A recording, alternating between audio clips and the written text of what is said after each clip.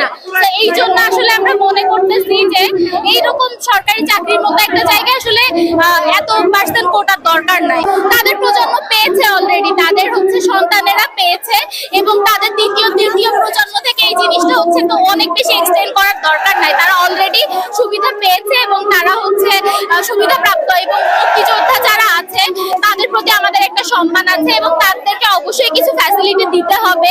আমরা সেটার পক্ষে অবশ্যই, কিন্তু সরকারি চাকরির মতো একটা জায়গায় আসলে আমার মনে হয় এটা এক ধরনের বৈষম্য।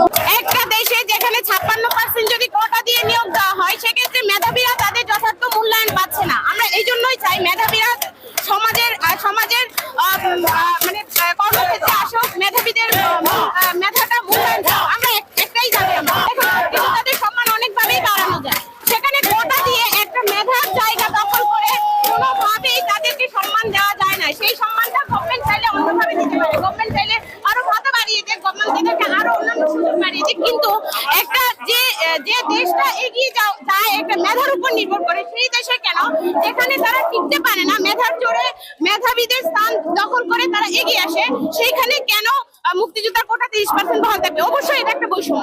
গভর্নমেন্ট চাইলে সবই পারে, এখন গভর্নমেন্টের সদিচ্ছার অভাব, বলতে গেলে সদিচ্ছার অভাবের জন্য এমনটা হচ্ছে। যদি গভর্নমেন্ট চায় তাহলে সবই সম্ভব। যতদিন পর্যন্ত কোটা সংস্কার মানে একেবারে ইকুয়াল একটা কোটা সংস্কার, সামঞ্জস্যপূর্ণ কোটা সংস্কার না হবে, ততদিন পর্যন্ত আমাদের আন্দোলন চলতেই থাকবে, আমরা রাজপথেই থাকবো।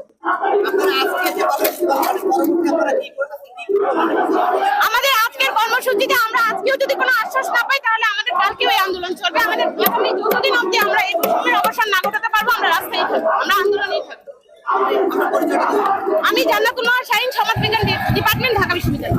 সম্পূর্ণ বাতিল চাই না, অবশ্যই সম্পূর্ণ একটা সহনশীল মাত্রায় দরকার। আমাদের একটা মানে কমিয়ে আনা দরকার। 56% কোটা, এটা তো অযৌক্তিক সম্পূর্ণ। এখানে তো মেধা লাগলো না কোথাও, এটা সম্পূর্ণ বেশিরভাগ কোটার দিকে চলে গেল। 30%, কিন্তু ইন জেনারেল সম্পূর্ণ মিলে তো 56%, এটা তো অনেক বড় একটা অন্যায়, তাই না? আর 30% এটাও অযৌক্তিক। 30% তো আমরা চাই না। 30% একটা দেশের 1% হয়তো মুক্তিযোদ্ধা আছে, সেখানে 30% তাদের ইয়েতে চলে যাচ্ছে, এটা তো হচ্ছে না কিছু। অযৌক্তিক সম্পূর্ণ, ওটাই সম্পূর্ণ অযৌক্তিক। সম্পূর্ণ না, আংশিক। আমরা সংস্কার চাই, নট সম্পূর্ণ। আপনি একজন নারী হিসেবে কাউকে অনেক নারী বলেছেন যে আমি নারী কোটাও চাই না। না, আমি নারী কোটা চাই না, অবশ্যই না। ট্যালেন্ট সবার জন্য সমান। আমি ট্যালেন্টের জন্য আমি এখানে আসছি, একটা ছেলে ট্যালেন্টের সেজন্য আসছে। নারী পুরুষ সমান, এখানে আমরা নারী কোটা কখনোই চাই না।